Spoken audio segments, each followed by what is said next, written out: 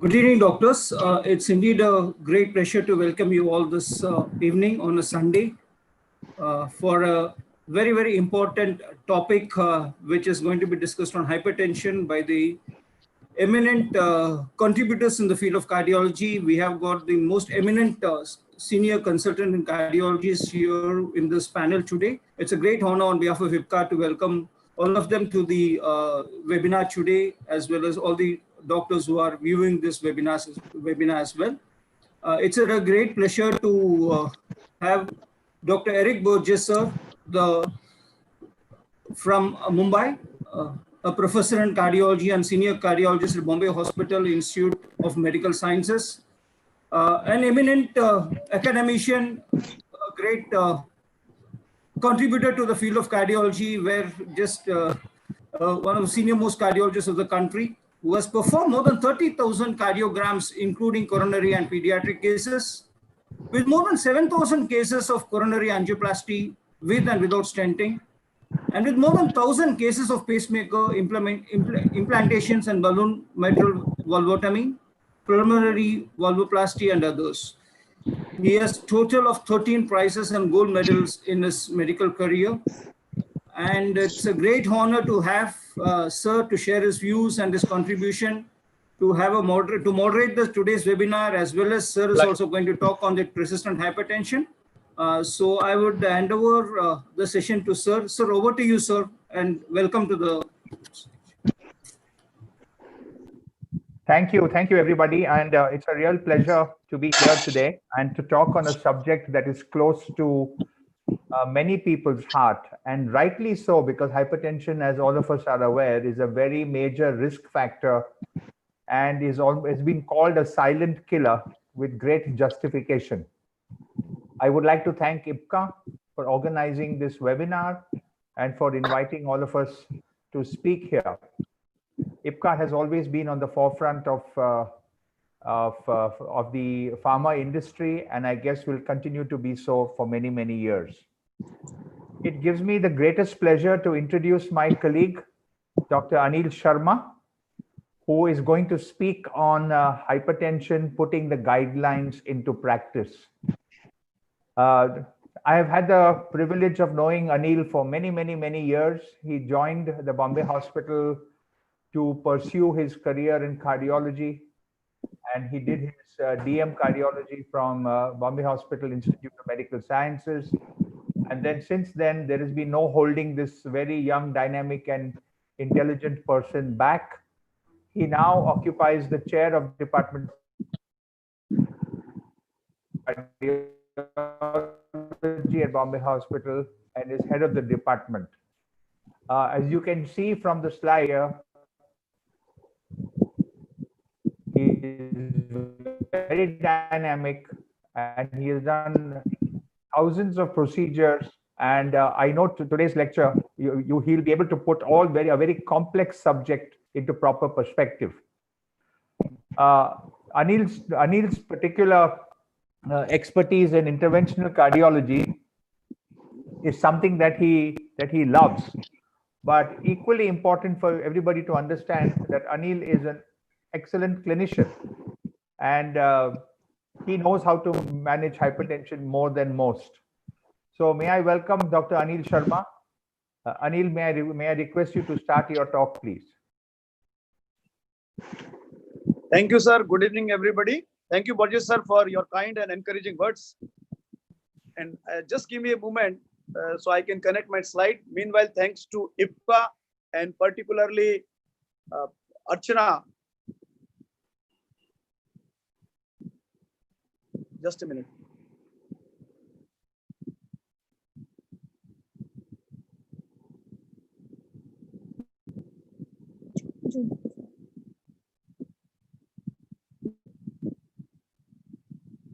Is it ready? Slides are visible? Okay, so my topic is hypertension, putting the guidelines into practice.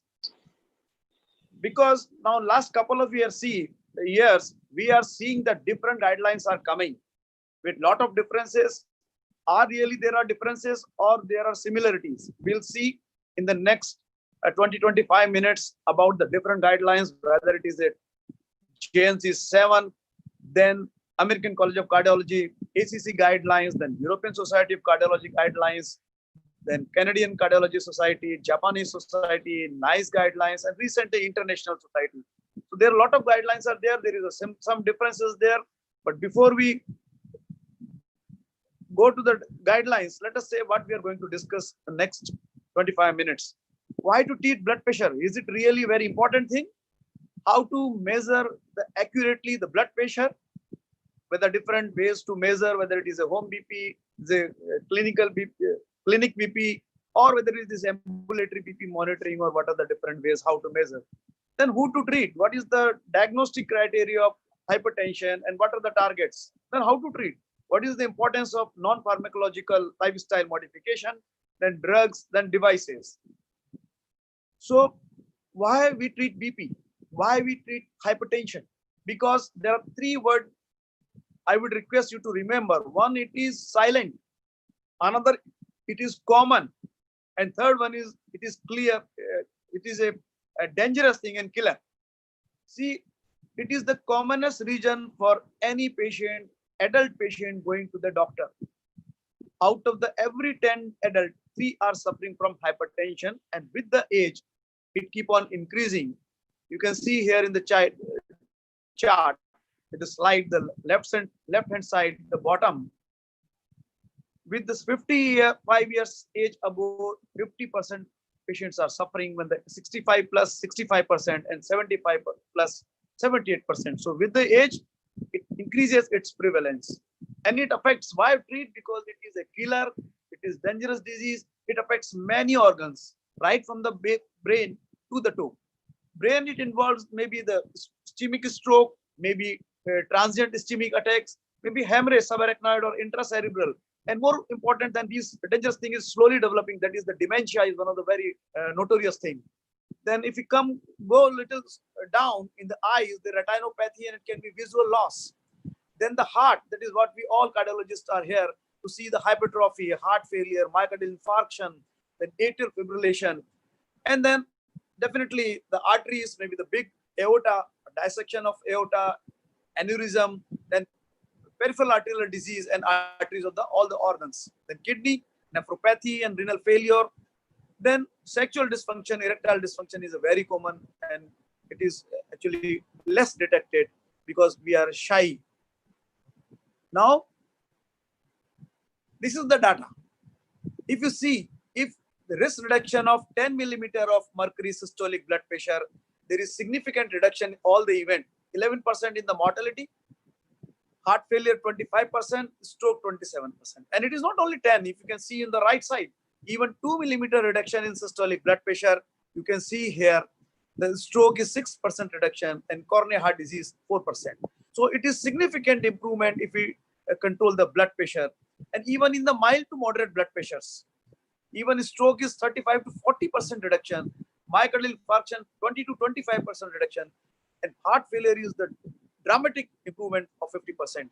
And this continues in all the range. It is not only that the pressure is 180, we bring it down to 180 to 170. No, even if we bring it from 130 to 120, there is significant improvement. You can see from less than 120 to 120 to 29, that is in the center, there is a difference of 10 to 40%, depending on whether it is a mortality, a death, MI, stroke, all heart failure reduction is there. So it is a dangerous thing, but it is a preventable thing. But now another important aspect is, while in the younger persons, it is diastolic as well as systolic. Well, as the age increases, the diastolic may remain same or may even lowers down because of the stiffness of the arteries. So reflection is bad. So there is a diastolic is less, but systolic keep on increasing. So that is known as isolated systolic hypertension by definition. When diastolic blood pressure is less than 90 and systolic pressure is more than 140 to 159, it's a grade 1. If it is 160 or above, it is grade 2 isolated systolic hypertension. But when we try to control the systolic blood pressure in isolated systolic pressure, particularly, diastolic goes down. But diastolic should not go beyond the 70. Because why? Because coronaries get supplied during the diastole only. So minimum diastolic pressure has to be 70. If it goes less, then coronaries are affected. Now, how to measure the blood pressure? There is no clear guidelines. What about the patient? What is the machines on everything? So patient should be seated comfortably. He should relax for 3 to 5 minutes, and there should not be any smoking, tea, coffee, or exercise for the last 30 minutes. He should be with empty bladder. The room should be quiet and comfortable, and 3 measurement at the 1 minute interval should be taken, and use the average of second and third. That is usually the automated blood pressure recording is suggested, though practically what we are doing is different. We are not using this oscillator. We are using still the mercury. Recommendation is oscillometer. But as far as patient is concerned, again, it should be seated. The feet should be flat on the floor, not crossed, and back should be supported, and arm should be at the level of the heart, relaxed, and it should be supported. And first time, both the arm blood pressure should be checked, and at least the first reading, you should see for postural hypertension, we should see the standing blood pressure, that is 1 minute after standing, and particularly those elderly, those are diabetic, and those who are on the very high dose of vasodilators and diuretics. So this is automated office BP monitoring is recommended, and selected cases it is the home BP monitoring or ambulatory BP monitor is recommended. But what we are practicing, we are not the practicing of out of these three. We are measuring the blood pressure that is a attendant. We just check once. So I will request at least in routine practice, if it is not possible to go for ambulatory BP monitoring or home BP, at least in clinic, we should measure at least twice the blood pressure. The guideline says more, but at least we should measure the 2 or 3 readings during one consultation. Now, it started with the sphygmometer and then went to the Cotscode, describe the sounds, and then oscillometric, and then now ambulatory BP monitoring and home BP monitoring is there. Now, why it is important the home BP and why it is ambulatory BP monitoring is important? Why? Because you can see in this slide, the left side, there are x-axis and y-axis. So there is a clinic or office blood pressure monitoring, and there is a home BP monitoring. If both the blood pressure are normal, and the clinic, doctor's clinic, or what we call office BP, and BP at home is normal, it is normotensive, it is normal blood pressure, both are high, it is a sustained hypertension, no problem. But the problem arises, there are 2 other terms. One is the white coat hypertension. What happens in white coat? Because we doctors wear the apron, it is known as white coat. When patient comes to the clinic and hospital, so pressure is more. But at the home, blood pressure or night blood pressure is normal. While other way is the mass hypertension, the clinic pressure is normal, office BP is normal, but at the home and maybe in the night particularly, the pressure is high. As far as treatment is concerned, sustained hypertension is the office BP. It is diagnosed on the basis of right now in sustained office BP, which has to be treated. Though Japanese guidelines strictly maintain that BP should be treated on the basis of ambulatory BP monitoring. But while here in the other countries, still office BP is recorded, and if required, we should go for ambulatory BP monitoring or home BP monitoring. The more dangerous, even than sustained hypertension, is mass hypertension. You can see in the right side extreme graph, the most blood pressure which is correlated with the morbidity and mortality is the night blood pressure, even more important than average blood pressure. While in the white coat hypertension, at home blood pressure is normal, in clinic it is high, which require lifestyle modification because it can be just a precursor of hypertension or sustained hypertension. And one more thing is important about the hypertension control is because there are variability. What are the different variabilities are there? Normally there should be dip in the night, that is up to 20 millimeter mercury, it is acceptable, but if it is more, then it is not good. And even if there is a no dip, there is a non-dippers, that is particularly in the secondary hypertension, those are diabetics, CKDs, then these are the non-dippers, it may be more dangerous. And other way, one thing is early research. So trials have shown those with the early surge, you can see the top on the left side, those with the early morning surge blood pressure, the mortality was and morbidity was higher.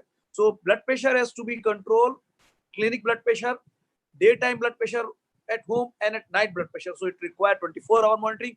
And the future we are going to see, the already things are there in the market, but still they have to be calibrated and validated, and everybody will be wearing with these all risk things. So still they are not. So what is the importance of home BP monitoring? Whom to do? Because the purpose of home BP monitoring is to see the home BP, that is a unattended blood pressure without white coat hypertension. So those who are suspicious of mass cardiac hypertension or white coat hypertension, we should do all these things, because ideally is each and every patient, but that is not practically possible. So for selected patients, like those who have systolic blood pressure between 130 to 60, then we should do this thing. Those who have marked BP blood pressure without hypertension mediated target organ damage. Target organs are like brain, eyes, heart, kidney. Everything is normal, no fundus involvement, no ECG, urine, everything is fine, but pressure is very high, maybe 160, 100 or so, 150 continuously. Or maybe marked fluctuations are there in the reports. Then we should go for suspicious of the white coat hypertension. And condition where mass hypertension is more common, like high normal blood pressure, and those who have high risk patients like diabetes, CKD, LVH, then other elderlies, other high risk patients, but pressure is borderline, or there is a target organ damage are there. So these cases particularly we require monitoring. And let us see how to diagnose the blood pressure. You know, the Franklin Roosevelt, the 31st president of US, pressure was 200 plus for decades, not years. And it was thought on those days that that is a fantastic thing. Even you can see in the 1931, the literature says more than 200 and 100 diastolic pressure is there, then only we should concern.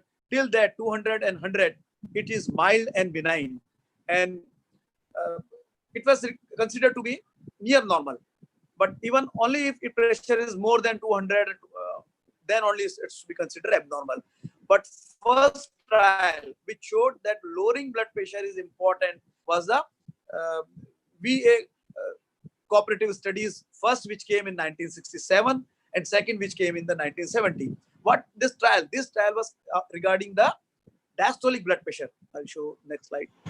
This is the say now this with the continuously with the time, the frame with the target BP or diastolic is going low and low and low, systolic and diastolic both. So this was about the Franklin Roosevelt. I already said less up to 200 by 100 were considered mild and benign. And you can see the significant difference. Those who had 119 blood pressure diastolic versus after the treatment 91. What were the drugs which were used? Diuretics were used, chlorthalidone, and then reserpine and hydrogen was used. So those who were treated with the drugs, blood pressure lower to 91, the event was only 2. Those untreated or those were with the placebo, diastolic was 119, event were 27. Significant difference. And even in the VS cooperative study 2, the diastolic, it was even on those with the 90 to 114, it was checked. That was also very important. And it was not only the diastolic pressure, then systolic studies also showed that it is equally dangerous. So systolic and diastolic both are important. Treatment is concerned. Now, what the different trials shows? What says the JNC7? If you compare JNC7, ACC, and Indian hypertension guideline, that is similar to European Society Cardiology guidelines. There is similarities there that less than 120 and 80, everybody says it is normal. No confusion. Everybody agrees. More than 140 by 90, everybody says it is abnormal. The confusion is between 120, 130 and 130 to 140 in systole, and diastole 80 to 85 and 85 to 90. So we will not go into unnecessary details of all these because you can see the charts, things are there. Here again, you can see the European Society Cardiology. But the diagnosis is 140. But to the contrary, by the diagnosis, they have different things. But as far as goal of the blood pressure is concerned, all the trials says the target or goal blood pressure should be 130 by 80. They may differ that what their similarity, everybody says the lifestyle has to be started if pressure is more than 120. So style with the lifestyle is must. Anybody has blood pressure more than 20, maybe 30, 140 or 200, whatever it is. But if it is more than 130 or 140, there is a difference is there. Somebody says like American College of Cardiology is a little more aggressive. We'll see what they advise. This is American College of Cardiology. Less than 120 by 80 normal. may check 1 year, but there is a other guidelines which it should be checked maybe 3 year, maybe 5 year, depending on the patient age and subset. While those with systolic blood pressure from 120 to 129 and diastolic less than 80, they call is elevated. There are different terminologies has been used, like elevated pressure, high normal, pre-hypertension. But I will not go into the unnecessary detail of nomenclature. But blood pressure systolic 120 to 129, while diastolic absolutely normal, that is less than 80, it is elevated. Just start the lifestyle modification, no drug treatment. And then it says stage 1 hypertension, that most of the other guidelines says that 130 to 140 systolic is maybe again mildly elevated or pre-hypertension or different terminologies. And the diastolic is between 80 to 90. They again subdivide this stage 1. Those with the high risk, that is a ASCVD risk 10 years is less than 10 years, then just lifestyle. If it is more than 10 years, then go for the drug management. While 140 or 90 and above, everybody says it is the drug. So 140, 90 drug, between 130 to 140 and 80 to 90, depending on the risk factor, you can start with the drugs. And this ACC guideline primarily, which is the aggressive reduction, was based on the sprint. As compared to other trial, this trial, the pressure was unattended recorded. Means patient was in the quiet room, rested, as the ideal way of it was measured by automated machine, which is, if we compare with our clinic, it may be 5 to 10 millimeter more. So what is, suppose a sprint blood pressure of 120 may be equivalent to our routine clinic pressure, maybe 125 to 130. So that is there. So that is the something that's why it was more aggressive. Aggressive treatment, target 120/80, prevented more than 1 lakh death per year and prevented 46,000 of heart failure. But nothing comes free. It came at the cost of more hypotension, more electrolyte disorders, acute kidney injury, and syncope. So it was good, that aggressive treatment, but some little risk is there. And it was 3.25 years follow-up, 25% reduction in the cardiovascular event, 27% reduction in mortality. But still, you can see there is some risk in the more aggressive way. Something, how it impacted the prevalence of the hypertension. If we consider 140/90 as a diagnosis by the other guidelines, but like you recently, it is international guideline has advised that it is 130/85. So if we consider 130, the 49% of the population is suffering from hypertension and 5.5% is borderline. And while if we consider is a 140/90, 30% are suffering from the hypertension. So just by decreasing the 10 millimeter systolic, it increases the number of the hypertension patient by around 20%. But not all 20% are to be treated as per ACC, because depending on the risk factors, if it is high risk, then only it should be treated. But again, I say, whatever is the definition of the hypertension, whether it is a 140/90, 130/80, 130/85, these are the three basic guidelines. International society, European, Indians are similar, but the goal is same. Once we start medicine, the goal is 130/90. But then there is an additional thing. It is about the office blood pressure. While in like Japanese guidelines, they are emphasizing on the home BP or like ambulatory BP monitoring. So what are the targets? 24-hour average, 130/80 cutoff. Daytime, 135/85. Nighttime, it is 120/70. And home BP measurement, anything is 135/85. That is equivalent to daytime by ambulatory BP monitoring. And this is the advice by the American College of Cardiology. So practically, goal is less than 130/80. But their important cheese is whether it is a hypertension, it's a diabetes, CKD, CAD, stroke, TIA. Systolic has to be less than 30 and diastolic has to be less than 80, but not less than 70, which I repeat. So how we start? First thing is lifestyle modification. That is very, very important thing. That is one of the common reason for not controlling the blood pressure is the advice regarding the lifestyle. Weight loss, 1 millimeter mercury per 1 kg. Weight loss, DASH diet, that is a dietary approach to stop the hypertension. That is a lot of vegetables, salad and fruits, and avoid the sugar and salty things. And we can be a lot of fish is there, pulses are there. This diet has to be consumed, though it is a Mediterranean, but it should be consumed all over the world. Then definitely sodium is concerned. there is a little difference. What they advise, the salt less than 3.5 gram, 5 gram or 6 gram, but has to be less than 6 gram sodium, depending on the different guidelines, which reduces again blood pressure by 5 to 6 millimeter mercury. Then increase the dietary potassium. Aerobic exercise, if it is a severe, then it should be less than 90 per week. If it is a moderate exercise, it is 30 minutes per day, at least 5 days out of a week, total 150 minutes per week. Reduce alcohol intake, maximum. We are not recommending, we are permitting. So I don't advise anybody to take alcohol. Should be avoided as far as possible. But if somebody want to take, the maximum limit is 2 drinks, up to 2 drinks, up to in men and up to 1 in the female. There is n number of drugs we can see, starting from hydrologen, hydrochlorothiazide, diuretics, beta blocker, calcium channel blocker, n number of drugs is there. And there are the different mechanism. Basically, how they work. There are basically 4 ways to control the blood pressure. One is working on the renin, angiotensinogen, aldosterone system, RAS inhibitor, like AC inhibitors and angiotensin receptor blockers. This is the one mechanism. Other mechanism is by acting on the sympathetic activity by the beta blockers and other like center agonists like peripherally acting alpha agonist and all these things.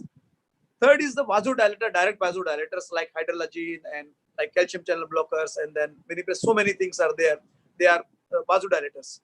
And then fourth one is the diuretic, that is about the volume, because blood pressure is cardiac output into peripheral resistance. So we have to reduce the vasodilator, then we have to reduce the contractility, we have to reduce the heart rate.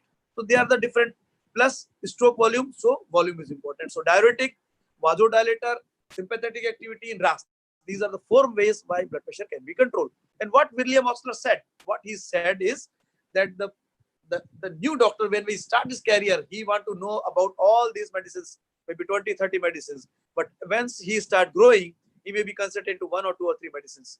So what the trial says, now the latest, the recommendation of these things are what we describe is ACB.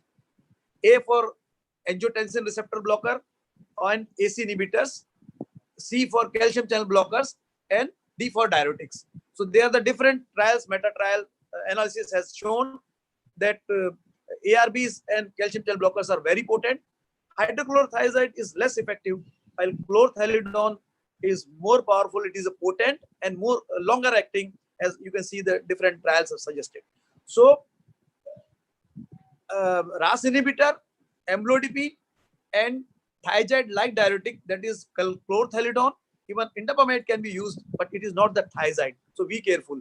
And second thing, the trial has shown that RAS inhibitor plus calcium channel blocker is superior to RAS plus diuretic. But again, in this accomplished trial, the diuretic used was hydrochlorothiazide. With chlorthalidone, it may be all may be equal. But you can see the potentiality. You can see the ARB is the most potent. Maybe that you can see here the telmisartan is the most potent antihypertensive. But as far as now, another recent trial, that is a resolve trial, showed that RAS inhibitor plus calcium channel blocker plus diuretic, single pill control the 71% of the pressure, blood pressure patients. Because usually with the one agent, not more than 30 to 40% of the patient's pressure can be controlled. But with a single pill, 71% patient pressure could be controlled. So now what they say, the little difference only, like ESC, what European Society Cardiology says, it says that is a ARB or AC inhibitor plus either calcium channel blocker or maybe diuretic. If it cannot be controlled in the step 1, maybe after 1 to 2 months, then we can add this. This is the RAS inhibitor plus calcium channel blocker plus diuretic. So all 3. And then add the spironolactone, that is MRA, mineral corticoid receptor antagonist. And then you can add alpha blocker, beta blocker, all like hydrologen, and then there are so many minoxidil and other drugs are available like doxorubicin. So this is how we should go. A little difference is ISH global hypertension guidelines. They say start from the 1A plus C. They don't advise diuretic as a first step, but the second step is full dose of the A plus C, and third is A plus C plus D, and then fourth is A, that is a RAS inhibitor plus calcium channel blocker, plus diuretic, plus that is a aldosterone antagonist.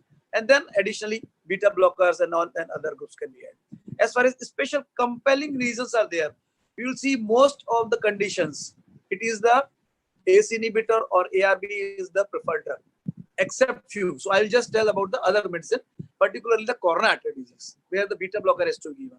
Those who have heart failure, who have post-MI, those who have angina, those who have atrial fibrillation with fast ventricular rate, or other tachycardia is there, or maybe something like anxiety and migraine. These are the only cases where beta blocker can also be added with the ACE inhibitors. Otherwise, other medications are ARB or ACE inhibitor plus either calcium channel blocker or maybe diuretic, or can be all three. And then special condition pregnancy, that is very important. I'll discuss a few things about these drugs. As far as diuretics is concerned, we should think about the potassium, that is very important. So metabolically, we have to also see about the electrolytes and the lipids and the sugar. Beta blocker, we all know about the contraindications about this, if it is a dangerous heart block or severe acute heart failure. Otherwise, in chronic heart failure, it is useful. The most important thing is about the ACE inhibitor ARBs. The three things has to be said. It should not be advised a contraindication in the pregnancy.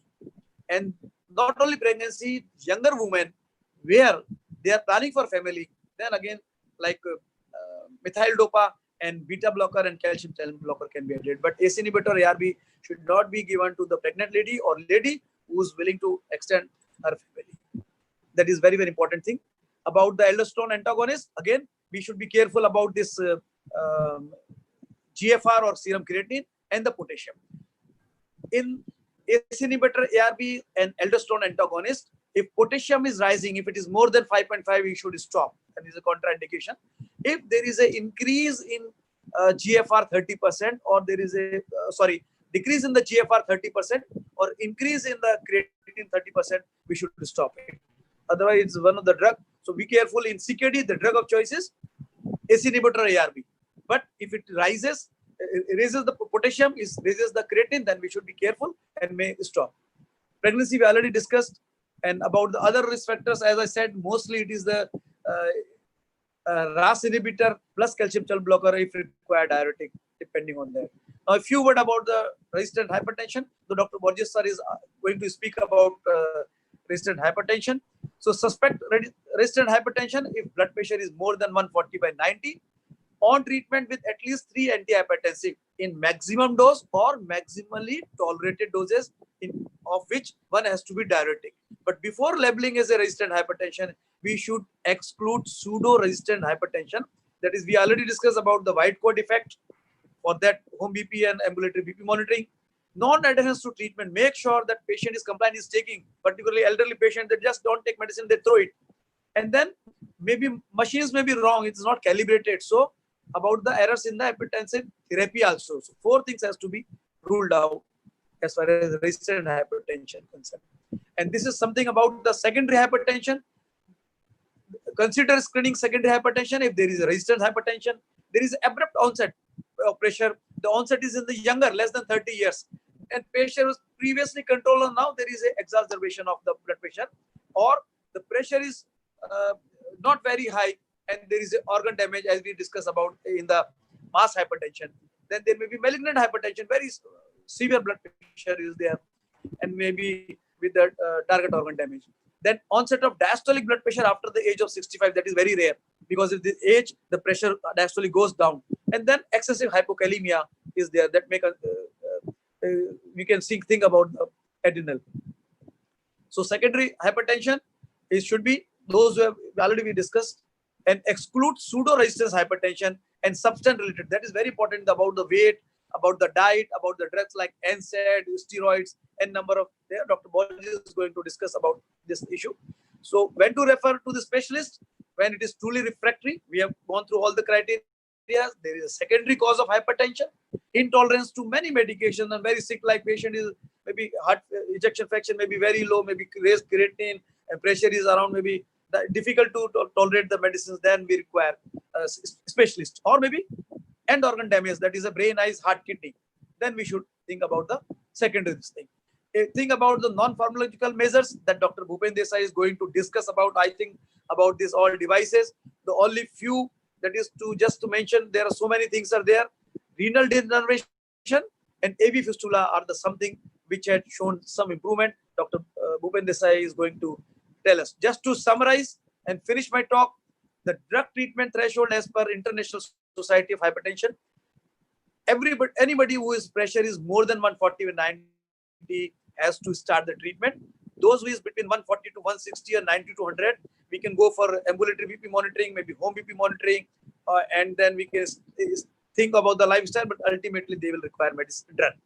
Those with the less than 65 years, target should be less than 130/80. Elderly, we should be careful. Still, the target should be 130/80, but we should first target should be less than 140/90, and then gradually move toward the 130/80. But remember, never reduce the blood pressure systolic less than 110 and diastolic less than 70.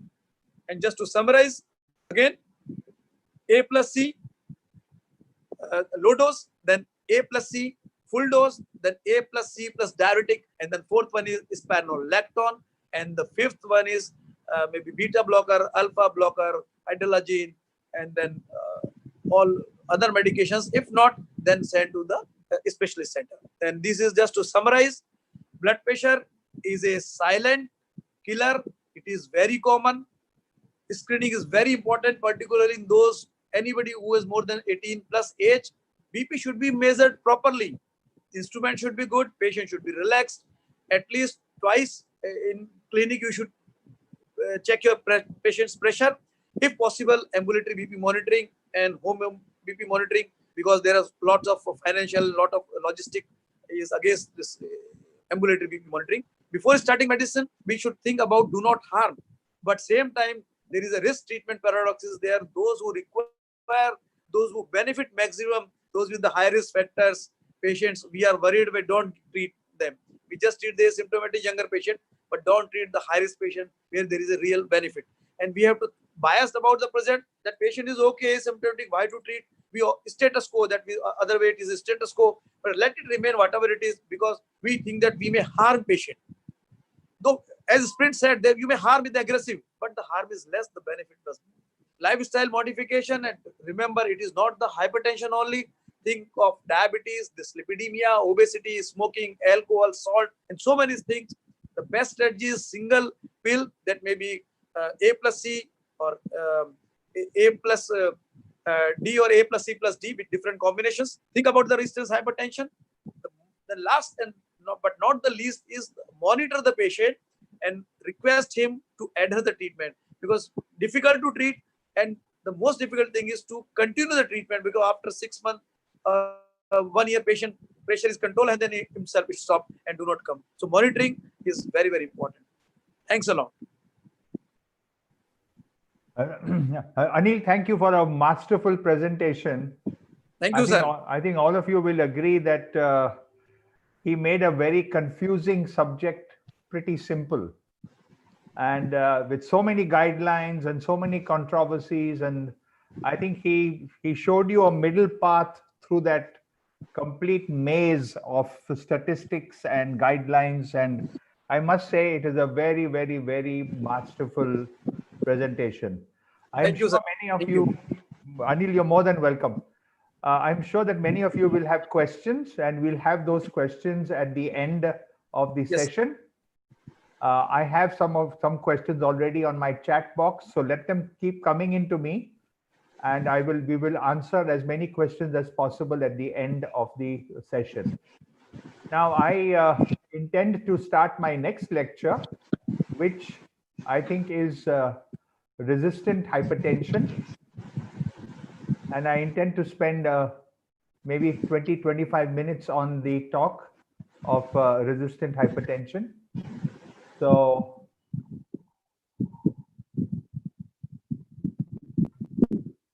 okay. So,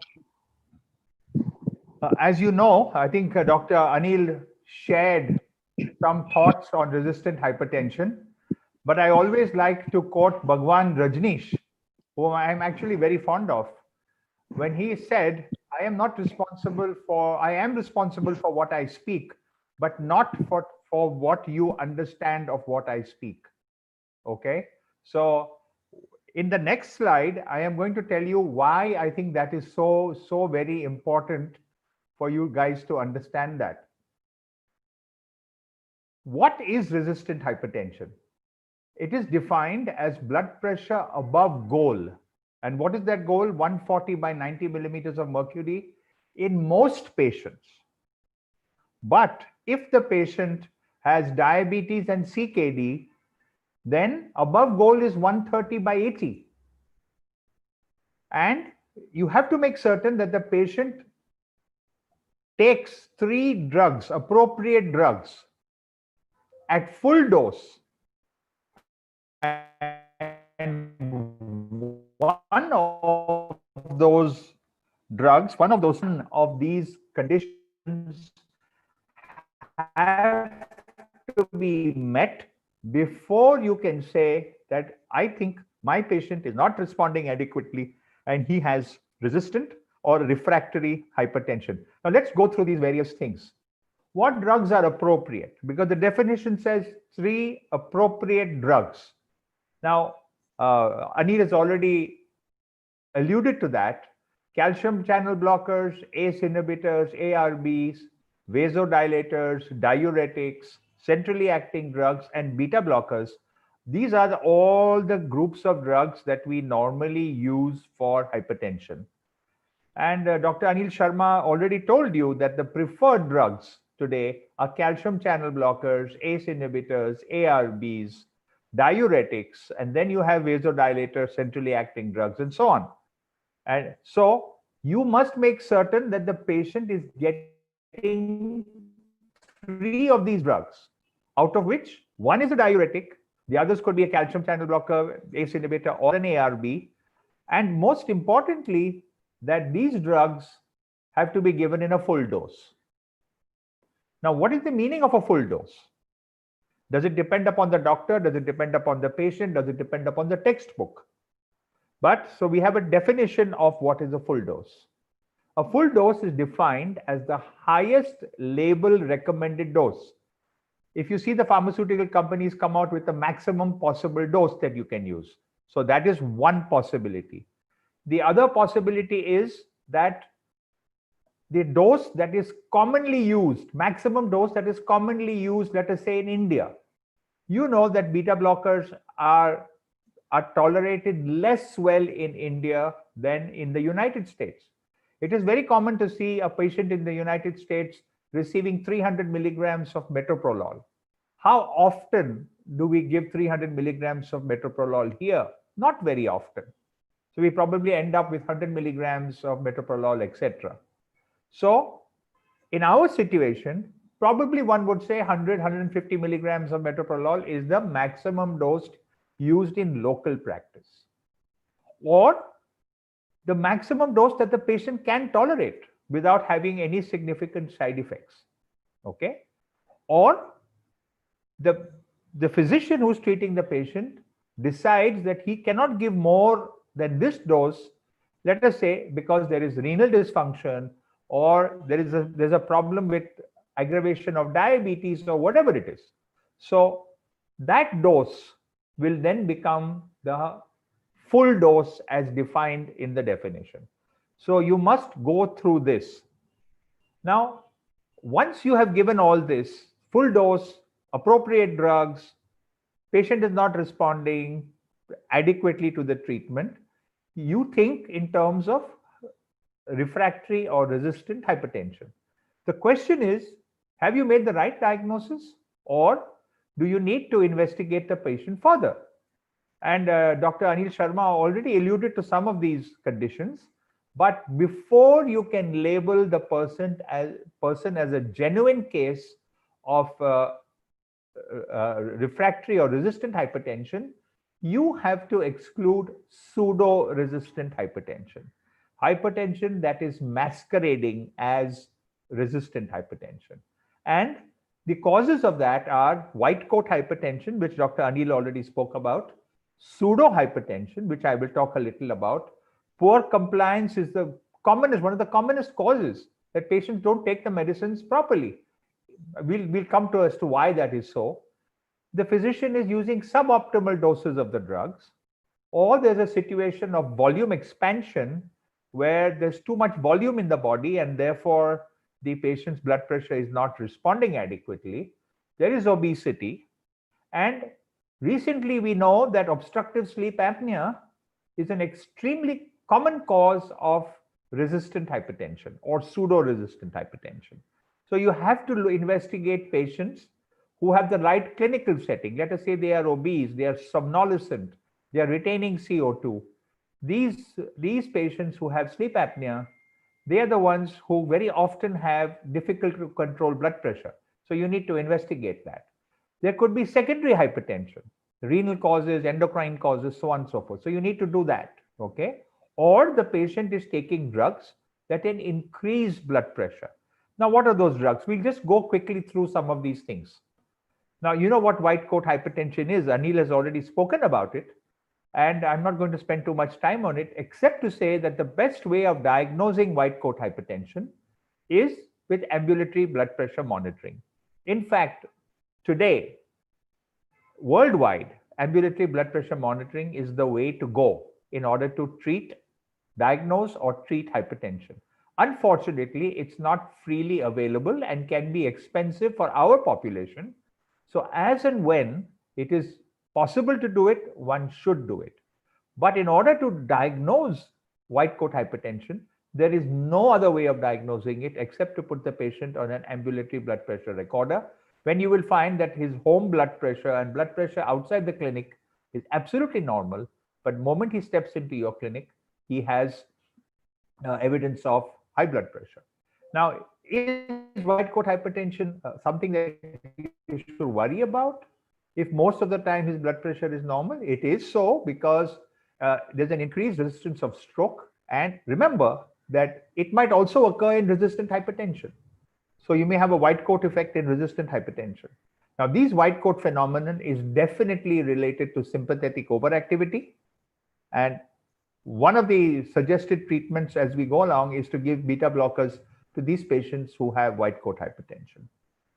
Just a cartoon to show you that doctors should start removing their white coat and wear colored coats so that you can get rid of white coat hypertension. Pseudo hypertension.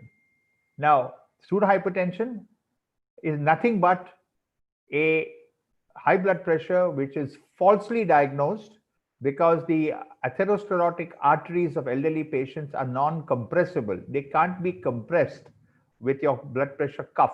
They are calcified. There is Monckeberg's medial sclerosis. Arteries cannot be compressed, and because they cannot be compressed, you get a false reading in the blood pressure. Now, how do you suspect that? You should suspect it because if the blood pressure is not being controlled, you're going to keep on giving more and more drugs to try and control it.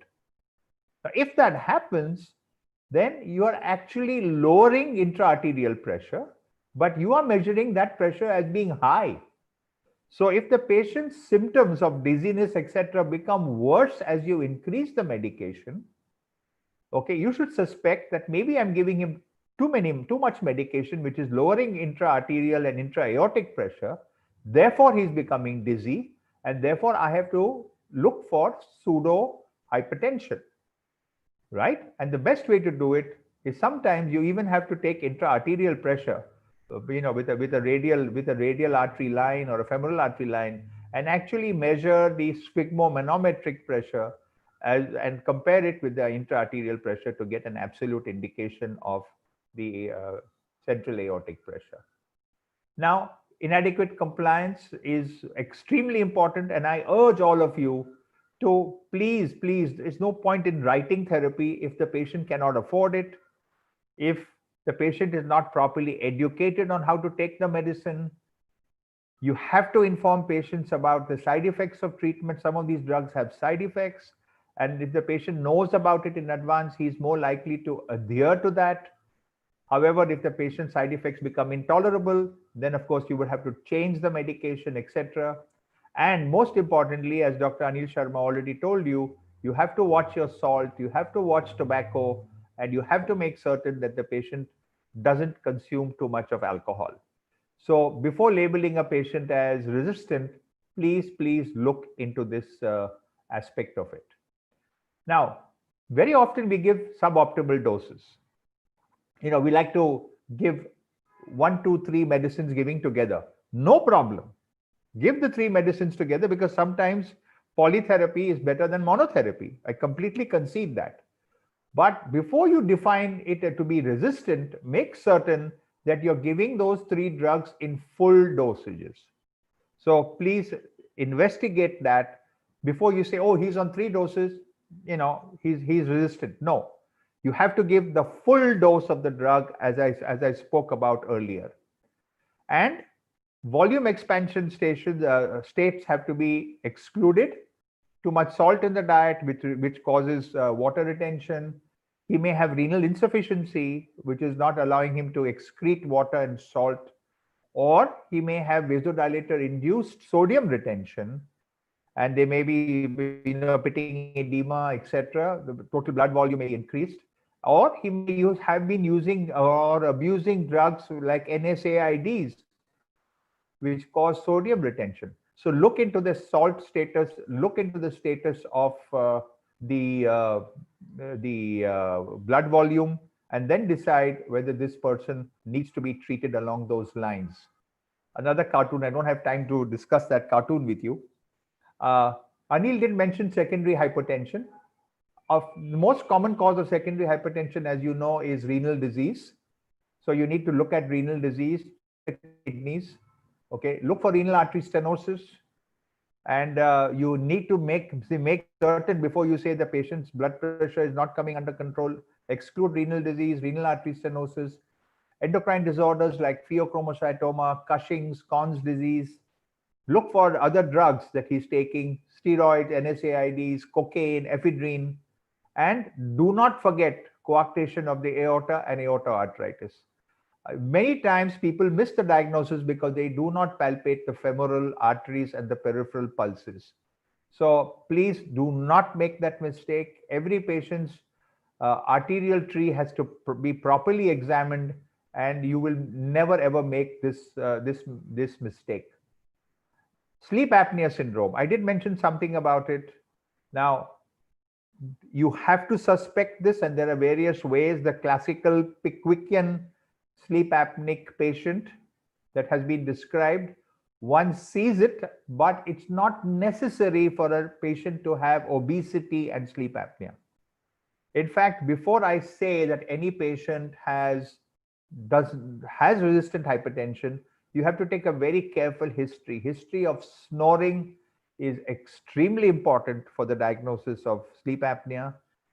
History of daytime sleepiness or somnolence is extremely important. And 40% of patients who have sleep apnea are not obese. So I want you to remember this, because if there is obesity, you are likely to think about it, and you must think about it. But if the patient is not obese, please do not exclude the diagnosis of sleep apnea, because 30% of non-obese patients have sleep apnea. Then, of course, plain obesity and hypertension. I don't want to dwell too much of time on this. You know that if you are obese, you are likely to have a higher blood pressure than if you're not obese. Okay? And remember, these patients who are obese have higher aldosterone levels, they have higher endothelial levels. Okay? And also there is mechanical compression of the arteries because of obesity, which add to the peripheral resistance. So in all these conditions, are all these pathophysiological conditions that cause an increase in the blood pressure. An example of bilateral renal artery stenosis. Okay, and remember, the importance of a bilateral renal artery stenosis is that if you use ARBs or ACE inhibitors, you can produce acute renal shutdown in these patients. Okay, so you must remember that in a patient whose blood pressure is difficult to control, make certain that you have a simple test like a duplex ultrasound of the renal arteries, just to exclude a bilateral or a unilateral renal artery stenosis. If it's unilateral, you don't have to worry about it. But if it's bilateral, you have to be very, very careful. Just to show that the angioplasty has managed to sort out the problem, and the patient's blood pressure actually became more or less normal with very minimal medication. An MIBG scan may be required to diagnose pheochromocytoma. This scan is specific, and nowadays with the availability of this scan, you don't have to do these 24 hours urine collection for epinephrines and metanephrines and so on and so forth. Okay, coarctation of the aorta, very often missed, but if you treat this coarctation either with a balloon angioplasty or if required sometimes with surgery, then you know that the blood pressure will ameliorate. Okay, now how do you approach a patient whom you have diagnosed to have resistant or refractory hypertension? Dr. Anil has told you the flow chart of treatment. So the same flow chart holds true today. Okay, so you've given him full dose of ARBs or ACE inhibitors, you've given him full dose of calcium channel blocker, you've given him a diuretic, he is still refractory. Okay, so what is the next thing that you can do? Please give him spironolactone. For some reason which we do not understand, spironolactone and eplerenone, okay, the MRAs, okay, are very effective. Now, why is it that they are so effective and they are better than the loop diuretics or the hydrochlorothiazides or the chlorthalidone has never been satisfactorily explained as to why they are superior. But there is no question that you use spironolactone and or eplerenone and you will get a fall in blood pressure over and above what you would get with a regular diuretic. So do try spironolactone, keeping a watch on the potassium level, okay, which is extremely important because you're using full doses of ARBs and ACE inhibitors, and you don't want to produce a hyperkalemia. Also, sometimes you can add a loop diuretic, particularly in those who are excessively waterlogged, because if you remove volume, the blood pressure may actually ameliorate. So people who have got excessive edema, excessive waterlogging, not responding to chlorthalidone, you may want to give spironolactone first and then add a loop diuretic like furosemide, etc. And always use them in small doses and gradually build up the dose. Don't give very high doses of the drugs initially. If after using all of these, then you start thinking of adding newer drugs. Now, what are these newer drugs? Okay, you have a choice of many drugs, of which you have the centrally acting alpha agonists. You know, when we were medical students and young doctors, we only had clonidine.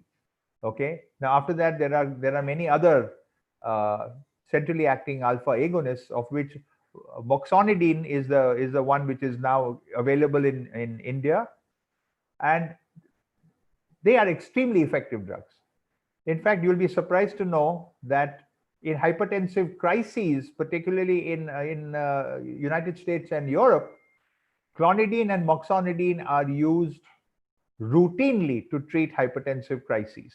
So they are very effective drugs. Alpha methyl dopa also is extremely effective. However, the drawbacks are that you need to give them frequently. It makes the patient sleepy, and many of them get postural hypotension. Now, having said that, why don't you use them if they are effective? Because when you have difficult blood pressure to control, you need to give these drugs for long term. And we do not have data which shows that giving these drugs long term is not harmful or it is beneficial. Of course, controlling the blood pressure would be beneficial, but we don't know the long-term effects of these drugs. So that is to be kept in mind. What would I do? I would use them, because I think uncontrolled blood pressure is something that is even more disastrous than any potential side effects, long-term side effects of clonidine and moxonidine. So I personally would use it if I can't control blood pressure. Then you have the direct vasodilators, hydralazine, minoxidil, prazosin. They are extremely effective. Okay, They can cause a lot of postural hypotension. So please be careful, particularly in elderly people. Okay, you'll find them, having drop attacks because of postural hypotension. So you have to be very careful with that. Side effects are frequent dosing requirement. They are poorly tolerated because patients get a lot of postural hypertension. And again, there are no long-term data available for their safety profile given over years. Then along came this new group of drugs, the endothelin receptor antagonists. Now, endothelin, as we all know, is a very potent vasoconstrictor. And it is produced in the subendothelial layers of the vessel wall.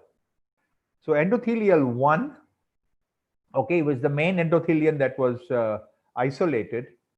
And in people with hypertension, it was theorized, which hypertension?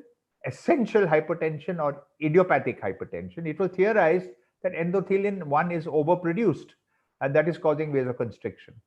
So the logical thing would be develop an endothelin 1 receptor antagonist, and it will neutralize that endothelin 1 levels and therefore control the blood pressure.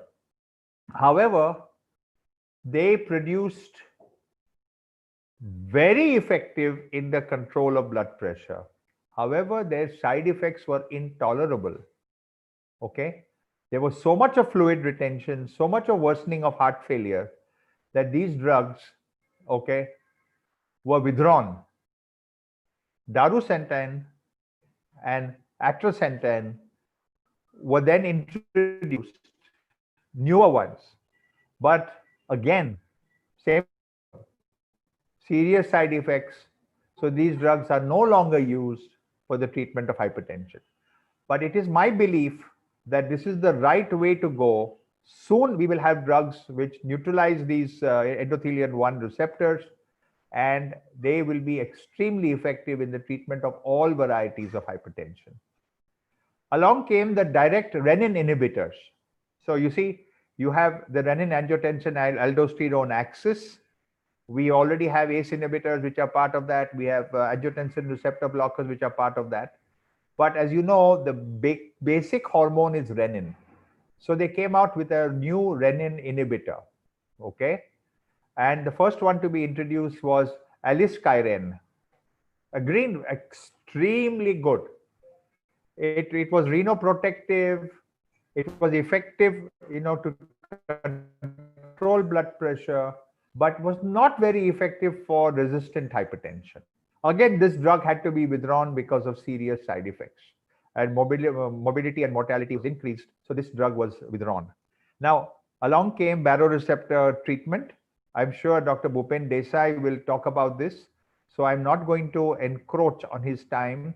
Suffice it to say that if you stimulate the carotid baroreceptors using a pacemaker-like device, you can actually cause a drop in blood pressure.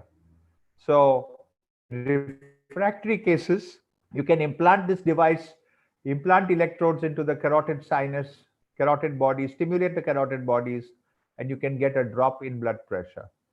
Then I'm not going to go into the techniques. I'm sure Dr. Bhupen Desai will talk about it. Then renal ablation, which Dr. Anil mentioned, it came in with a bang. About, say, 7 years ago, everybody was on the bandwagon for renal denervation, which is basically ultrasound waves which are delivered to the renal arteries, which destroy the sympathetic and parasympathetic nerves that surround the renal artery with ultrasound energy. It's a very simple technique. And the initial results were very, very encouraging. So a lot of people started doing this. And ultimately, when they did, assessment on mega trials, they found it was not really effective. So it went by the wayside. It is now, in the last 1 year or so, making a comeback. And I'm sure Dr. Bhupen Desai will talk more about this. So I'm not going to spend too much time on renal denervation. Now, here is a flow chart, which is basically a summary of all that I told you. Confirm resistance, rule out pseudo hypertension, identify factors which you can, treat, get rid of. Okay. remove interfering substances, screen for secondary hypertension, then you treat pharmacological treatment depending upon what you're going to be using as your basic, add spironolactone or eplerenone, okay, use other drugs. If you still can't do it, then you refer it to a specialist, and Dr. Bhupen Desai will tell you about all the various options that you have with devices and so on and so forth. So thank you very much, and it was a pleasure talking to all of you. Happy to answer any questions at the end of the session. I am now going to request Dr. Bhupen Desai to deliver his talk, okay? And his topic is what's new in the treatment of hypertension. There is plenty that is new, and I'm sure Dr. Bhupen Desai will walk us through this. Now, I don't think Dr. Bhupen Desai needs any introduction. He's a very senior cardiologist. He is doing a lot of his work in the suburbs in Borivali, Andheri, Bandra, and he's doing some phenomenally good work. He's a fellow of the American College of Cardiology, fellow of the European Society of Cardiology. He has worked as, he's been awarded recently the Inspiring Cardiologist Award from the Economic Times in 2019. And we all know that Bhupen is going to go from strength to strength and glory to glory. So I think all of you should congratulate him on the Economic Times Award. It's an extremely prestigious award. So Bhupen, my congratulations to you. And I'm sure the audience is very, very interested in hearing what you have to tell them about what's new in hypertension. Dr. Bhupen Desai. Thank you, sir. I'll start sharing my screen now. Today I'll be talking about what is new in hypertension. I think both of my two colleagues have done a great job of creating this foundation. But now I'll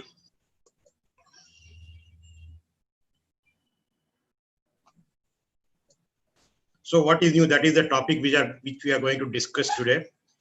What is new in nomenclature? I think most of us still write essential hypertension. I still see a lot of discharge card writing essential hypertension, and this discharge card coming from a training institute. I think there is nothing essential about high blood pressure. The word essential hypertension is a misnomer. The correct terminology for blood pressure without any reason should be primary hypertension. What is new in the definition? Dr. Anil spoke about this. If your BP is 119/79, then you are a normotensive. But if your BP is more than 120/80, then you are elevated hypertension, elevated blood pressure. You are not normotensive. So the definition of blood pressure, if you go by American definition, it is less than 120/80. Anything above 120/80 is labeled as elevated blood pressure, not normal blood pressure. So what is the true blood pressure? This is a mute question. We all know about this deeping pattern and nocturnal hypertension. So what is the correct blood pressure? Is it the clinic blood pressure which we measure, say in the morning hours, or it is the daytime average blood pressure, or it is the nighttime average blood pressure, or it is the total 24-hour average blood pressure, or it is a dipping pattern? We all know that if the blood pressure may be high or normal in the daytime, but if it does not dip in the nighttime, then we have more problems of stroke and myocardial infarction. And then we have realized that there are most of the strokes and heart failure and heart attack occurs in the early morning hours. That is between 6 a.m. to 10 a.m. So it is the morning surge of blood pressure because that time the BP is the highest. Is that the blood pressure, or it is the variability of blood pressure, or is it the home monitoring blood pressure, which is the correct way of diagnosing the true blood pressure? And now there is an India heart study which has shown that in Indians, unlike Westerners, instead of morning surge, we have an evening blood pressure which is higher than the morning blood pressure. So what is true blood pressure? That question still remains unanswered. What is new in the mechanism? We all know about sympathetic nervous system activity. We know about the volume overload. We know about the renin, angiotensin, aldosterone system. But now there is something new. And that new is thing called renal dopaminergic system. I'm not talking about central nervous system dopaminergic system. This is a localized renal dopaminergic system. As you can see in this structure, this is glomeruli, this is ascending loop, this is descending loop, this is a collecting loop, this is a loop of Henle. Everywhere there are dopamine receptors. So D1 receptors, D3 receptors, D4 receptors, D5 receptors. And this, it has been shown now that locally acting renal dopaminergic system is very, very important in the development and the maintenance of the high blood pressure. So we have to think in terms of this new mechanism, that is renal dopaminergic system abnormality. Several studies have shown that the defect in the renal dopamine receptor function contributes to primary and other forms of hypertension. Dopamine has been characterized as an important modulator of the sodium balance and blood pressure through an independent peripheral dopaminergic system. So the new mechanism is renal dopaminergic system. Now, there are a few new informations we have received now, and I'm going to discuss in short about this. This was a paper published by Professor Karl Heinz in the European Journal of Preventive Cardiology in April 2019.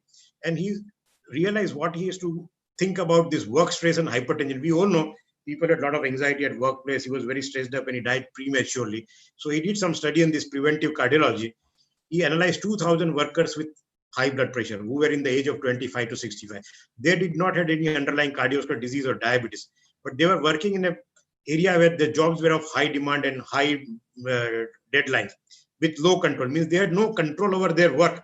They were working like a, what do I say, more like a slaves. Jobs with a very high demand, and they had a very little control over their job. They had to finish it within that deadline. And he found that the risk of dying is 1.6 times normal than the normal. So work stress definitely plays a role in the cardiovascular mortality secondary to hypertension. What about hypertension in elderly? What should be a treatment target? And that has been the big topic all throughout, whether we should aggressively treat our elderly population or not, whether they will develop giddiness, they'll fall down or not. And this was a paper published by White et al. In American College of Cardiology in March 2019. And he had done a study called Infinity study, in which they analyzed 199 patients. Mean age was about 81 years of age, and all the patients who were included in the trial had a BP of more than 150 milligrams, 150 millimeter of mercury, systolic blood pressure. And now they had given aggressive treatment and divided these two into two parts. Those who achieved a systolic blood pressure of 130, and another group whose BP was still remained above 145. And they were analyzed. And they were analyzed by doing a serial MRIs of the brain. And what they found, less accumulation of harmful brain substances in the people who achieved a BP of 130 or less. 4 times, this is the most important, 4 times less chance of non-fatal cardiovascular event. Though the mortality did not change, but non-fatal events were significantly lower, 4 times. And there was no increased incidence of fainting with the current new generation of medications. What about hypertension and passive smoking? This is again a data from European Heart Society, May 29. What it says, passive smoking at home and work was linked with 13% increased risk of hypertension. If a room or a car is smoking, then stay away until it is cleared. So when a person moves out of the room, we immediately enter into that room, but the smoke still remains in the room. So you wait for some time. If the room and car is smoky, please do not enter it for some time. And that is the most important message which was conveyed during this Euro Heart Care meeting in May 2019. What about the effect of yoga on hypertension? Yoga is in fashion these days. Yoga not only gives you a very lovely body, a good figure, but it will control your blood pressure without spending a single paisa, without taking a single pill. And there is not 1, 2, or 3 studies, but there are 7 randomized trials. These are all 7 randomized trials which were published in a better class of journals like American Journal of Hypertension. And this is the meta-analysis of 7 trials. What it showed, systolic BP is reduced on an average by 9.6 millimeter of mercury, and diastolic BP is reduced by 7.2 millimeter of mercury. So without spending a single paisa, without taking any other drug, you can reduce your BP by about 9.6 millimeter of mercury if you practice yoga regularly. What about afternoon siesta and blood pressure? Now, this was a study which was first presented by Manolis Kallistrosas in Athens, and then he gave a bigger study in American College of Cardiology meeting in March 2019. And what he showed that, very elegantly showed that 60 minutes of afternoon sleep reduces your systolic blood pressure on an average by 4 millimeter of mercury. And you must be wondering, what is the 4 millimeter makes a big difference? Every millimeter drop of systolic blood pressure counts because mortality are directly related to it. Every 2 millimeter or 1 millimeter drop in the blood pressure is very, very important. And if you do an average 24-hour ambulatory blood pressure monitoring in this sort of patients who prefers to take afternoon sleep, you will have on an average 5% less blood pressure. And this is a practice followed in many areas, in many Mediterranean countries, in Medalist countries, and many parts of the Saurashtra region of Gujarat. They go home, they have their lunch, they sleep for 2 hours, then have a cup of tea, and then they go back to their office. And they have a lesser chance of having significantly high BP, particularly if they are resistant blood pressure. You must advise them to have afternoon sleep. Hopefully their BP will come down. What about chronotherapy in hypertension? What is new about it? We all know about these prominent variations in circadian rhythms which are the characteristic of the blood pressure. We know the nighttime blood pressure has to drop. Early morning surge should be controlled. So based on the circadian variations, a single morning dose of antihypertensive medication is not advisable in many patients. I think I saw in one of the doctors asked in the chat box whether we should give it in the morning or whether we should give it in the a single morning dose of antihypertensive medicine is not advisable in many patients. Sometimes you have to give something in the evening also to control nighttime blood pressure. The simple and the cost-free, absolutely cost-free, simple and cost-free manipulation in the timing of therapy may bring in considerable benefit to these patients. So timing of antihypertensive medication, and I was really surprised when I was reading this paper, giving antihypertensive drug at bedtime rather than in the morning not only reduces nocturnal blood pressure, but also reduces the risk of developing type 2 diabetes by about 50%. There were 2 such studies from Spain which were published in a journal called Diabetology September 15. Very surprising. Not only you can control your nocturnal blood pressure, but you can reduce your chance of developing type 2 diabetes also. And in India, they have conducted a study on Indian patients, more than 18,900 patients. It has been shown that 11% of Indian males have nocturnal non-dipping pattern. So they are isolated nocturnal hypertensive. And females were 14%. So the daytime BP was normal, but the nighttime BP was high. 14% in female in India and 11% of male in India. So in Indian study also shows that nocturnal blood pressure is an issue in Indian population. So what about this melatonin therapy? We all know about the physiological function of melatonin. Nighttime melatonin supplementation reduces the nocturnal blood pressure in otherwise untreated hypertensive patients with nocturnal hypertension. So our Indian patients whose daytime BP is normal, but as nighttime BP is not dropping, they are non-dippers, then melatonin therapy may be very, very important in so-called nocturnal hypertensive patients. It can be very useful in hypertensive, especially in patients with non-dipping nighttime blood pressure. What are the future paradigms? There are 4 things which I think a lot of people are working on this, and I'm going to show you some slides on this. There's something called sense and antisense gene therapy, genetic therapy. Then blood pressure vaccines. We are all worried about this corona vaccine, but is there any vaccine for the blood pressure? I'll show you some slide on that.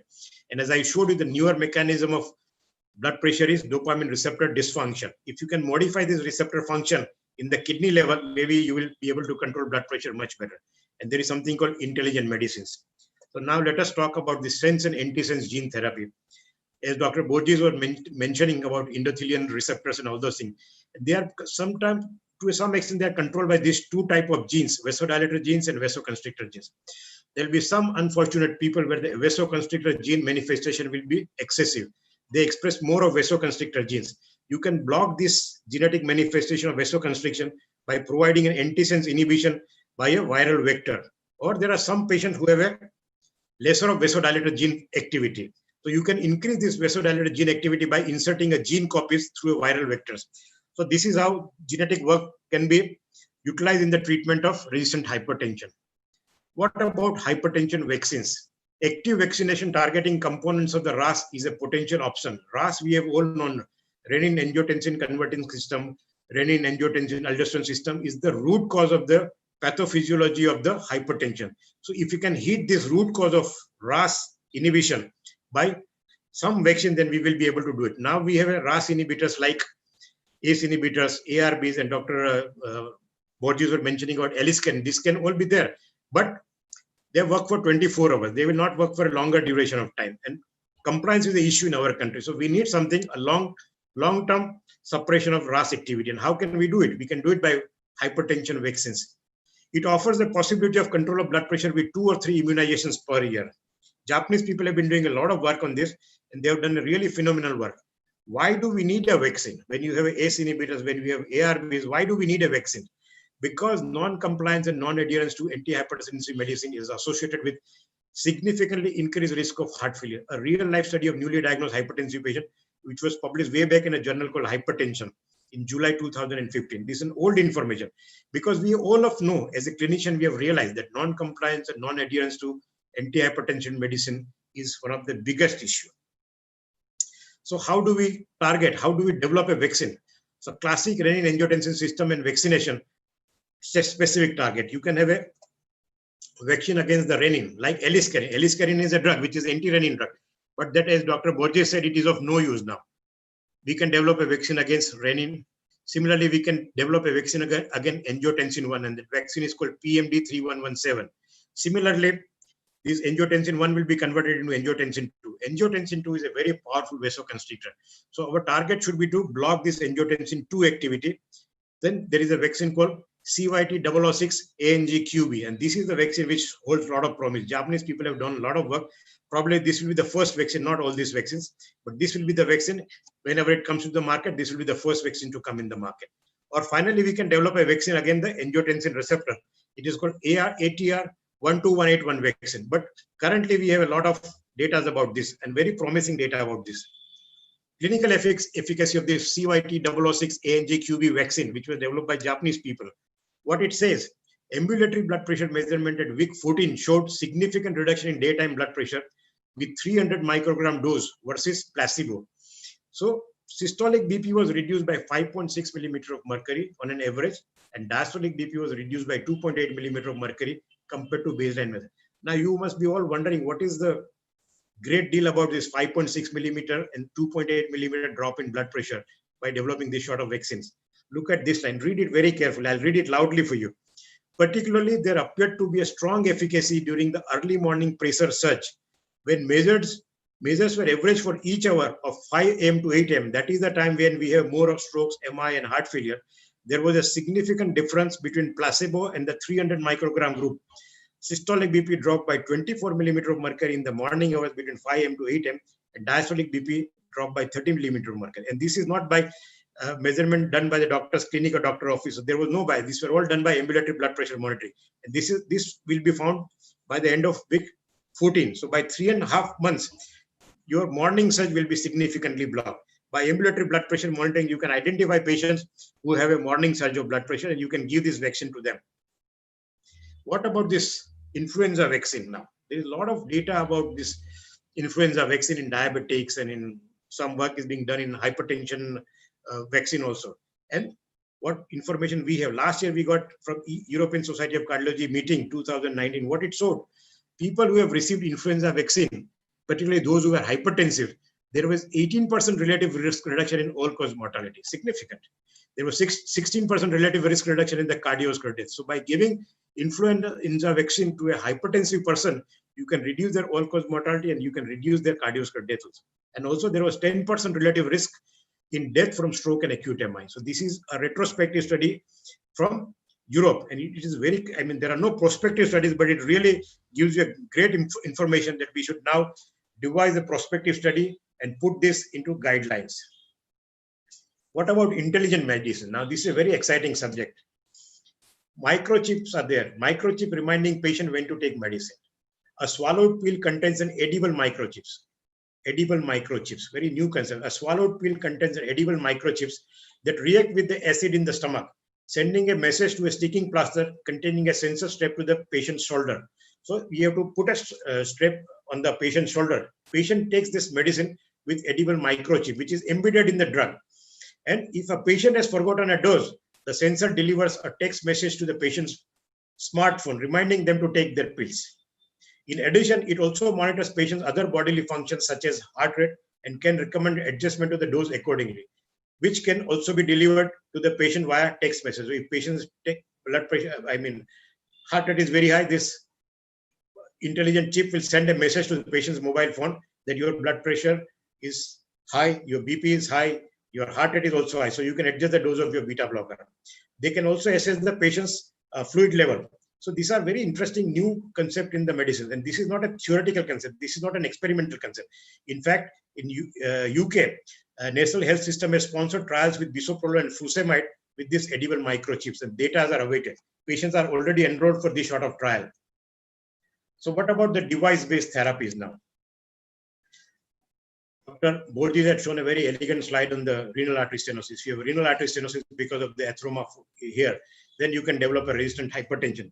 But then you can treat it by putting a stent in the renal artery. But unfortunately, most of the data have not shown significant reduction in the blood pressure. Yes, kidney function might improve. Sometime when you have bilateral significant renal artery stenosis, your renal function starts going down, and you have to put in a stent like this. Renal function will improve. But whether it will improve your blood pressure or not, that answer has still not yet come. Several studies have been conducted, and not a single study has shown conclusively that by putting a stent in the renal artery, in the treatment of renal artery stenosis, you can improve blood pressure. So as of now, this is still a plus minus therapy. Dr. Borges showed you this slide, renal denervation therapy. Several studies were conducted, but most of them were negative. So as of now, in 2020, July, this is not an indicated therapy. Renal denervation therapy still needs some more studies before we can put into our clinical practice. What about baroreceptor activation therapy? Both Dr. Sharma and Dr.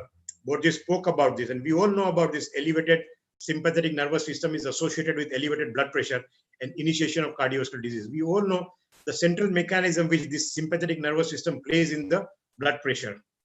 Baroreceptor activation therapy is the novel therapeutic option that reduces sympathetic activities and therefore reduces elevated blood pressure by electrically stimulating the carotid baroreflex. This system is called CVRX Rio system. As Dr. Borges was mentioning, there are multiple electrodes which you have to put it in carotid arteries. In both the carotid arteries, you have to implant this sort of electrodes, and then these electrodes are connected to a pacemaker-like device. And this pacemaker-like device is implanted into the patient's skin below the clavicle. They can be controlled from outside by a remote thing, and you can program it. It's a very, very novel therapy, and this has been used now in USA for a refractory blood pressure patients. People who have not been controlled with at least 4, 5, 6 type of drugs and still BP is very high, you can give it then. And this is the device where you can personalize and control the blood pressure. You can personalize treatment. Suppose you enroll a patient who has BP of 210/96 with a heart rate of 71, because this patient are already on 4 or 5 drugs, including beta blockers. So heart rate is controlled, but BP has not come under control. Then you give an energy of 1 volt. Stimulate your carotid receptors with 1 volt energy. Your pulse will drop from 71 to 56. BP will drop to 168/73. So you are still not happy.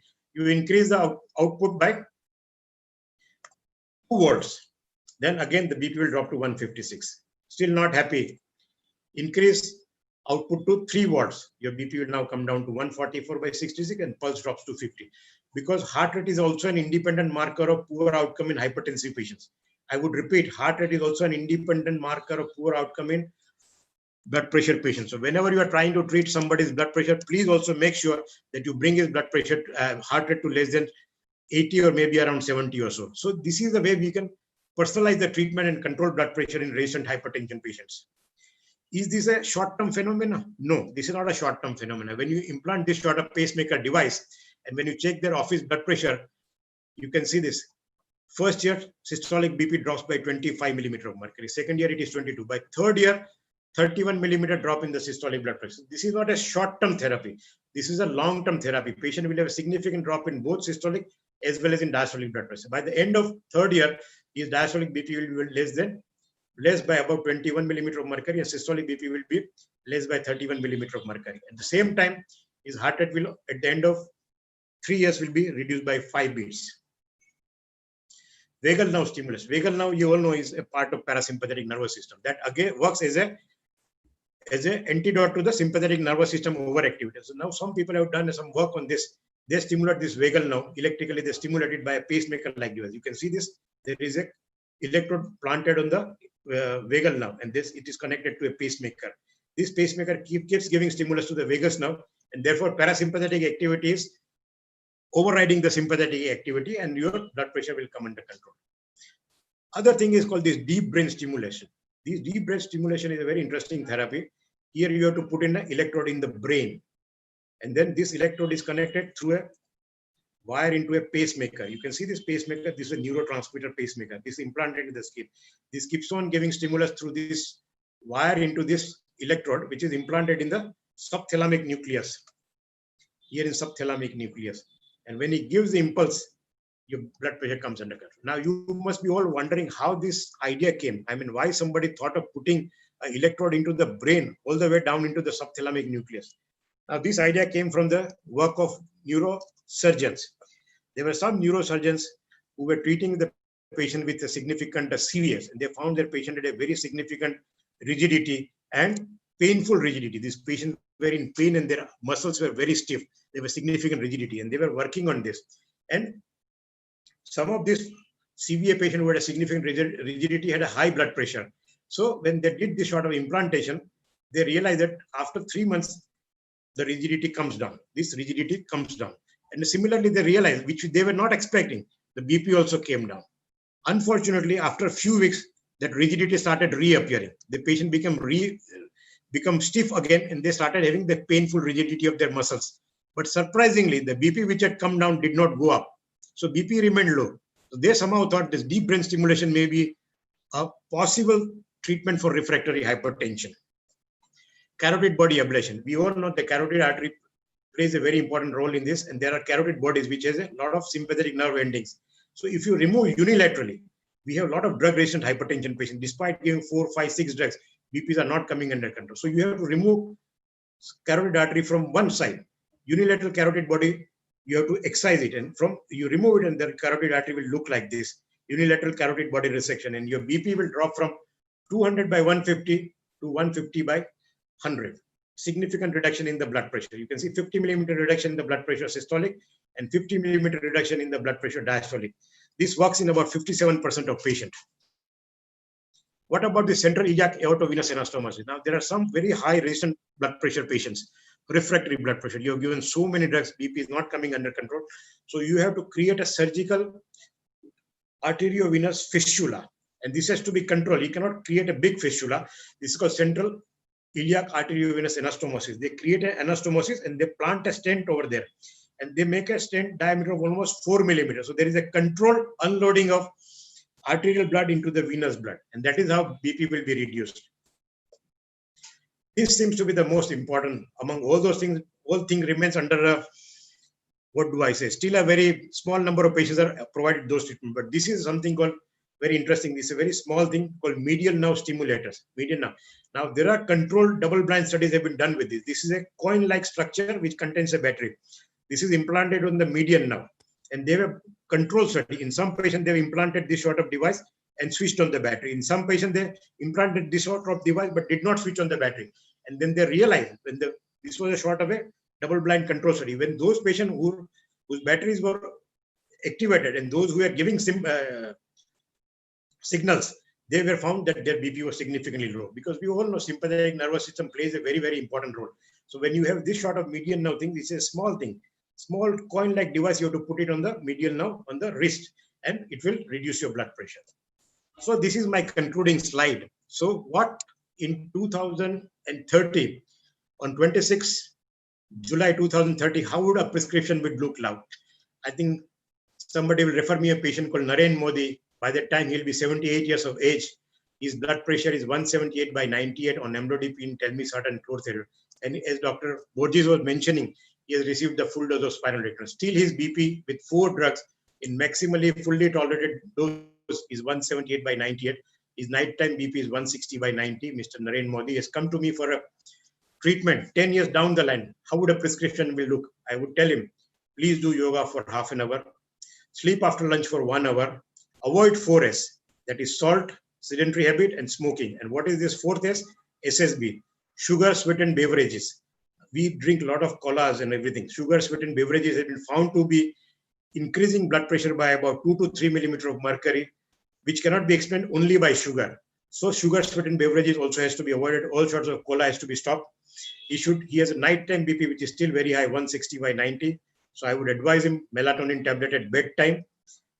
Give at least 1 tablet at bedtime. So he's taking 4 tablets now, amlodipine, telmisartan, chlorothiazide, spironolactone.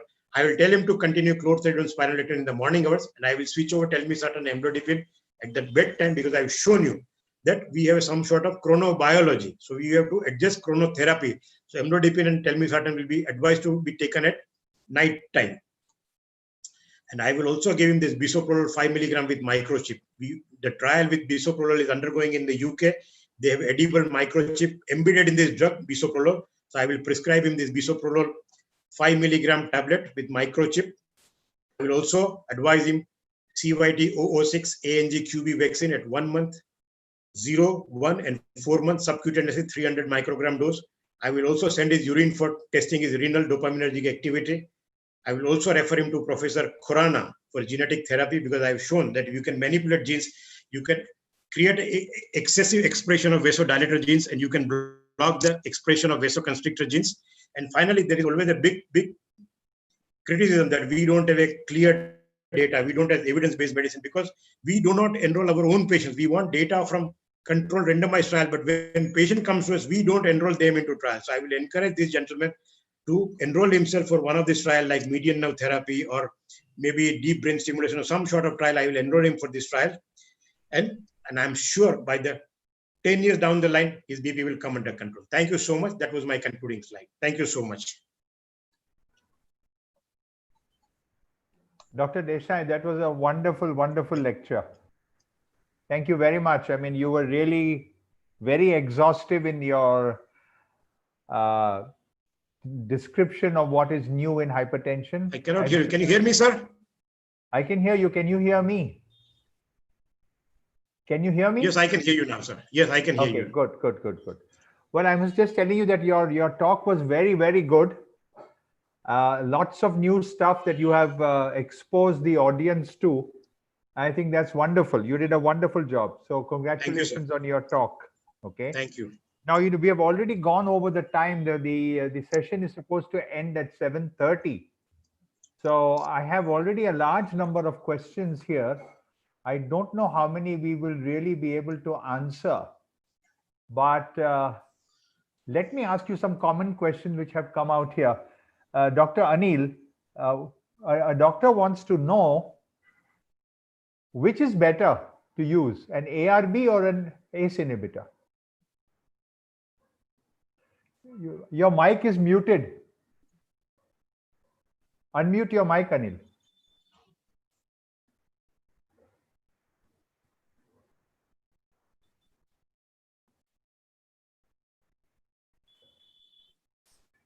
Okay. Now can you hear me? Yes, I can hear you. Yeah. So as far as recommendations are concerned, and all the guidelines, both are equal as far as ACE inhibitor and ARBs are concerned. But couple of trials have shown that ARBs are more potent as compared to the ACE inhibitor as far as blood pressure is concerned.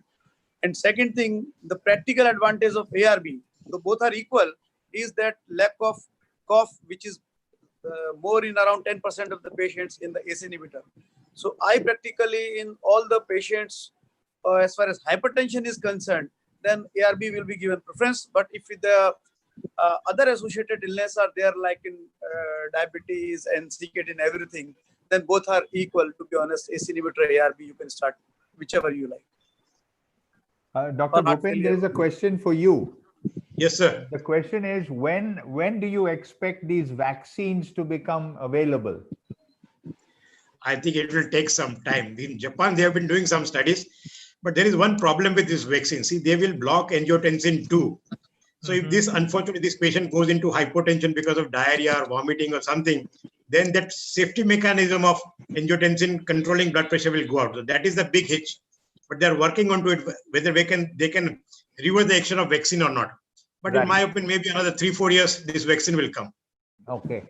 Actually, I think right now the world is more interested in the COVID-19 vaccine rather than the vaccine for hypertension. Quite right. Yes, sir. Then there is a question here. I think I will take that question. The thing is, which is better drug to use, spironolactone or eplerenone? Well, I think it all depends upon the economics of the patient. Eplerenone has fewer side effects in gynecomastia, etc. So I would, if money is not an issue, eplerenone would be more specific. But spironolactone for people who have economic issues, spironolactone is equally effective, though it has a few more side effects. Now there are some other questions. Eric sir, please start your video, sir. Eric sir, please start your video. My video. Why do you want me to start my video? Yeah. Okay. Right. Is that okay? Yes, we can see you now, sir. All right. Okay. So now I think there are many questions. Do we have time to ask more questions? Yes, sir. Yes, sir. We do have time? Yes, yes, Yes, sir. sir. Yes. Okay. Let me ask you some more questions then. Just hang on.